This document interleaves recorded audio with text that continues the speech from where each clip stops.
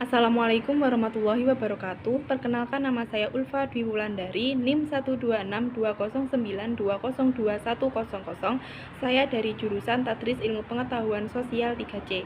Di sini saya akan sedikit mengulas terkait bela negara. Nah, sebelum membahas lebih lanjut, maka langkah baiknya kita mengenal Indonesia terlebih dahulu. Indonesia merupakan negara kepulauan terbesar di dunia, yang mana wilayahnya itu terbentang dari Sabang Aceh sampai Merauke, Papua.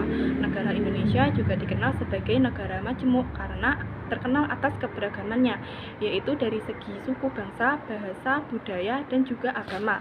Keindahan alam Indonesia dianggap tidak ada satupun negara di dunia ini yang bisa untuk menyamainya. Selain kaya akan keindahan alamnya, Indonesia juga merupakan negara yang memiliki keanekaragaman hayati berupa flora dan fauna yang begitu eksotis.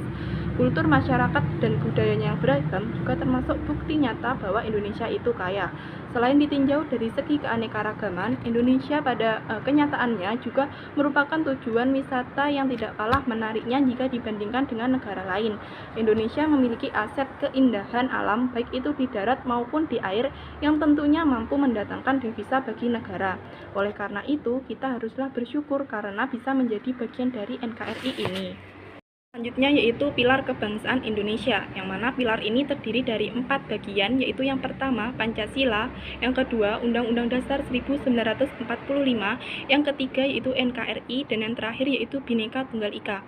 Baik, kita akan membahas satu persatu. Yang pertama yaitu Pancasila. Pancasila di sini merupakan ideologi atau dasar bagi bangsa Indonesia. Pancasila di sini memuat nilai-nilai luhur kebudayaan bangsa Indonesia yang dijadikan pedoman dalam kehidupan sehari-hari oleh masyarakat Indonesia. Yang kedua yaitu Undang-Undang Dasar 1945 yang mana merupakan landasan konstitusional bagi bangsa Indonesia. Yang ketiga yaitu NKRI. NKRI ini kepanjangan dari Negara Kesatuan Republik Indonesia, yang mana Indonesia menganut sistem republik dengan sistem desentralisasi. Yang keempat yaitu Bhinneka Tunggal Ika. Bhinneka Tunggal Ika ini memiliki arti bahwa berbeda-beda tetapi tetap satu. Semboyan ini memiliki gambaran yang sesuai dengan kondisi Indonesia yang terdiri dari berbagai pulau dari Sabang sampai Merauke, Papua. Walaupun terpisah, masyarakat merupakan satu kesatuan, yakni warga negara Indonesia. Selanjutnya adalah nasionalisme dan patriotisme. Nasionalisme di sini berarti wujud kecintaan terhadap tanah air, sedangkan patriotisme merupakan bentuk rela berkorban demi tanah air. Nasionalisme dan patriotisme menjadi garda terdepan dalam upaya menjaga keutuhan negara. Warga negara yang di dalam hatinya tertanam nasionalisme dan juga patriotisme akan senantiasa menjaga martabat dan nama baik negaranya secara baik, dalam artian sesuai dengan koridor Pancasila sebagai dasar negara. Adapun bentuk-bentuk nasionalisme dan patriotisme yang tertanam dalam diri masyarakat, yang pertama yaitu bangga menjadi bangsa Indonesia. Yang kedua yaitu bangga menggunakan produk dalam negeri. Yang ketiga, mau dan mampu menjaga nama baik bangsa. Yang keempat yaitu mematuhi hukum dan peraturan yang berlaku. Yang kelima, menggunakan hak pilihnya dalam pemilihan umum. Yang keenam, menciptakan kerukunan di tengah masyarakat yang beragam.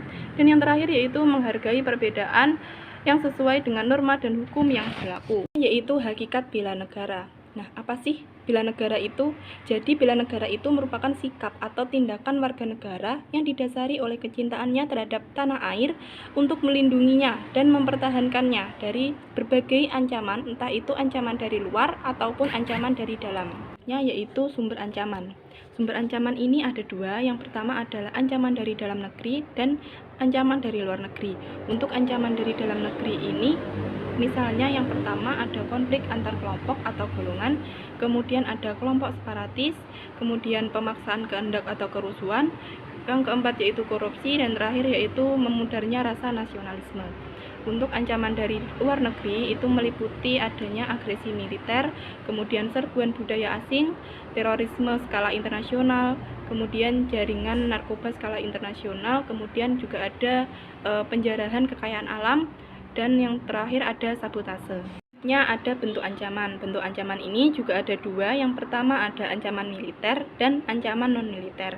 Untuk ancaman militer di sini merupakan ancaman yang menggunakan kekuatan bersenjata yang terorganisir, yang tentunya ini membahayakan kedaulatan negara, kedaulatan wilayah negara, dan juga keselamatan segenap bangsa.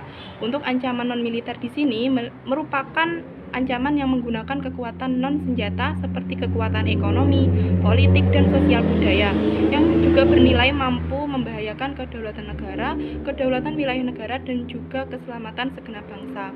Untuk ancaman militer itu contohnya meliputi agresi dan invasi, blokade, spionase, sabotase, pemberontakan bersenjata, kemudian ada juga perang saudara antar kelompok yang menggunakan senjata, juga aksi teror bersenjata oleh jaringan terorisme internasional.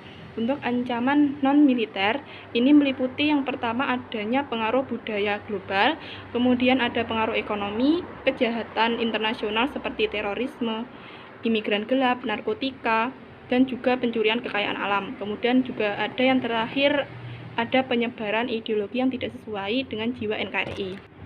Generasi muda adalah masa depan bangsa. Tentu kita tidak asing lagi dengan kalimat berikut, karena kalimat ini seringkali kita dengar tatkala kita masih berada dalam pendidikan.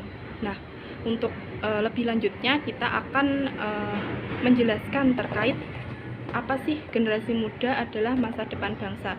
Jadi generasi muda itu haruslah melestarikan dan juga menjaga segala bentuk keberagaman yang dimiliki oleh bangsanya, serta yang paling utama adalah memperkuat rasa saling menghormati atau toleransi atas perbedaan-perbedaan yang terjadi karena keberagaman. Nah, sejatinya keragaman ini merupakan kekayaan bagi bangsa. Maka dari itu penting untuk dijaga keberlangsungannya. Dengan toleransi, maka bangsa kita ini tidak akan terpecah belah dan malah akan menjadikan negara kita ini kuat dan maju serta masyarakatnya yang bersatu. Setelah ucapan John Kennedy, "Don't ask what your country can do for you, ask what can you do for your country," bahwa jangan tanyakan apa yang negara berikan kepadamu, tapi tanyakan apa yang kamu berikan kepada negara.